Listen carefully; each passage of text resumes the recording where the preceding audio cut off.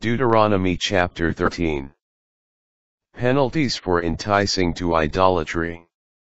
Every word that I command you, you shall be careful to observe, neither adding to it nor subtracting from it.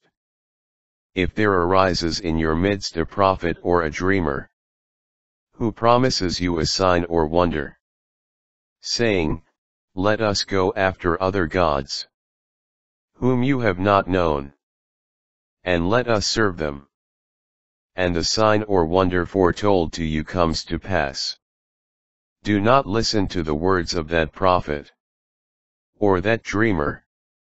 For the Lord, your God, is testing you, to know whether you really love the Lord, your God, with all your heart and soul. The Lord, your God, shall you follow, and him shall you fear. His commandments shall you observe, and to his voice shall you listen. Him you shall serve, and to him you shall hold fast.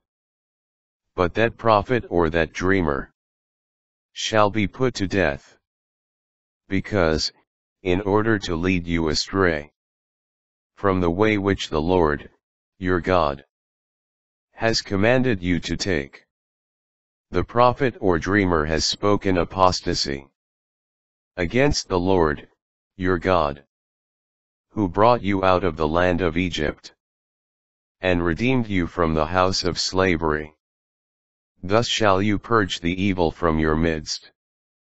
If your brother, your father's child, or your mother's child, your son or daughter, your beloved spouse, or your intimate friend entices you secretly, saying, "Come, let us serve other gods, whom you and your ancestors have not known," any of the gods of the surrounding peoples, near to you or far away, from one end of the earth to the other, do not yield or listen to any such person. Show no pity or compassion, and do not shield such a one, but kill that person.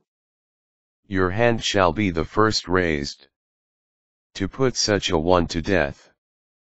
The hand of all the people shall follow.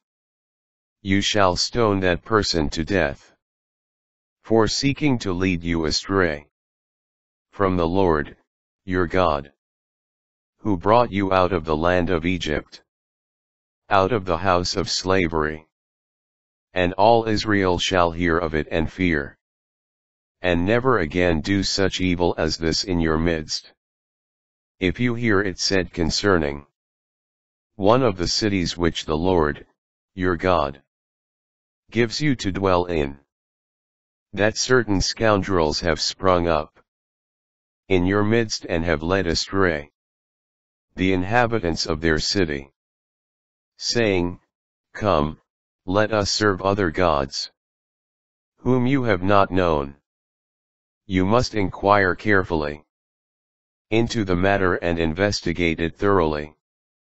If you find that it is true and an established fact that this abomination has been committed in your midst, you shall put the inhabitants of that city to the sword, placing the city and all that is in it, even its livestock, under the ban. Having heaped up all its spoils in the middle of its square, you shall burn the city with all its spoils, as a whole burnt offering to the Lord, your God. Let it be a heap of ruins forever, never to be rebuilt. You shall not hold on to anything that is under the ban.